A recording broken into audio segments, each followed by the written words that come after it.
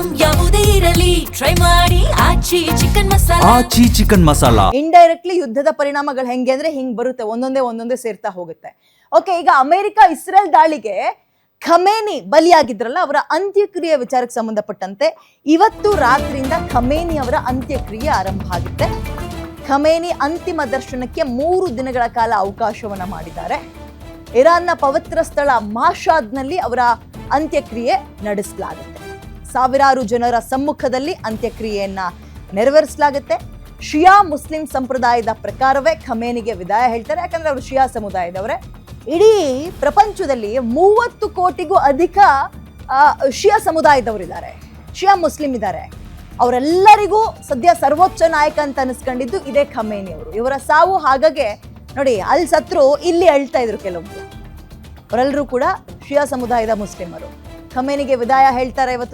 ಇವತ್ತು ಸಂಜೆಯಿಂದ ಅದು ಆರಂಭ ಆಗುತ್ತೆ. ಈಗಾಗಲೇ ಇರಾನ್ ದೇಶಾದ್ಯಂತ 40 ದಿನಗಳ ಶೋಕಾಚರಣೆ ಇದೆ. ಅಂಡ್ ಶೋಕಾಚರಣೆಯ ಅವಧಿಯೊಳಗೆ ಇಸ್ರೇಲ್ ಅಮೆರಿಕವನ್ನ ಮಟ್ಟ ಹಾಕಬೇಕು ಅಂತ ಪಣ ತೊಟ್ಟಿದ್ದಾರಂತೆ. ಈ ಒಂದು ಕೋಪ ಅವೆಲ್ಲವೂ ಬರುತ್ತೆ, ಬಟ್ ಸಾಧ್ಯ ಆಗತ್ತಾ?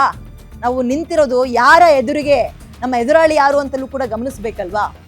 ಅಮೆರಿಕವನ್ನೇನು ಹಾಡಿ ಹೊಗಳ್ತಾ ಇಲ್ಲ, ಬಟ್ ನೇರವಾಗಿ ಮಾತಾಡೋದಾದ್ರೆ ಅದು ಸೂಪರ್ ಪವರ್ ಕಂಟ್ರಿ. ಮಿಲಿಟರಿಯಲ್ಲಿ, ಆರ್ಥಿಕತೆಯಲ್ಲಿ ಅವರಿಗೆ ಸರಿಸಮಾನವಾಗಿ ಮತ್ತೊಂದು ದೇಶ ಇಲ್ಲ. ಅಂಥವ್ರು ಇಸ್ರೇಲ್ ಬೆನ್ನಿಗೆ ನಿಂತಿದ್ದಾರೆ ಅಂದಾಗ ಇಸ್ರೇಲಿಗೆ ಅದು ಚಿಕ್ಕ ಪುಟ್ಟ ಬಲ ಅಲ್ಲ, ಆನೆ ಬಲ ಅದು ಅಲ್ವಾ.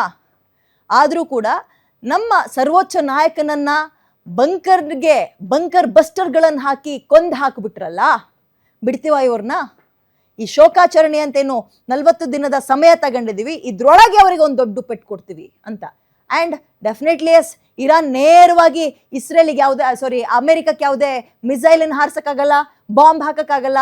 ಯಾಕಂತ ಹೇಳಿದ್ರೆ ಇರಾನ್ಗೂ ಅಮೆರಿಕಾಗೂ ಅಜಗಜಾಂತರ ವ್ಯತ್ಯಾಸ ಇದೆ. ಬದಲಿಗೆ ಅಮೆರಿಕಾದ ಈಗೇನು ಏರ್ ಬೇಸ್ಗಳಿದ್ದಾವೆ ಅಂಥವುಗಳನ್ನು ಡ್ಯಾಮೇಜ್ ಮಾಡೋದ್ರ ಮುಖಾಂತರ ಆರ್ಥಿಕವಾಗಿ ಒಂದು ಪೆಟ್ಟನ್ನು ಕೊಡ್ಬೋದು ಅಮೆರಿಕಕ್ಕೆ. ಹಂಗೆ ನೋಡೋದಾದ್ರೆ ಅವರು ಸ್ಟ್ರಾಂಗ್ ಇರ್ಬೋದು ಮಿಲಿಟರಿಯಲ್ಲಿ, ಬಟ್ ಸಾಲ ಅಂತ ನೋಡೋದಾದ್ರೆ ಅಮೆರಿಕದ್ದು ಜಾಸ್ತಿ ಸಾಲ ಇದೆ.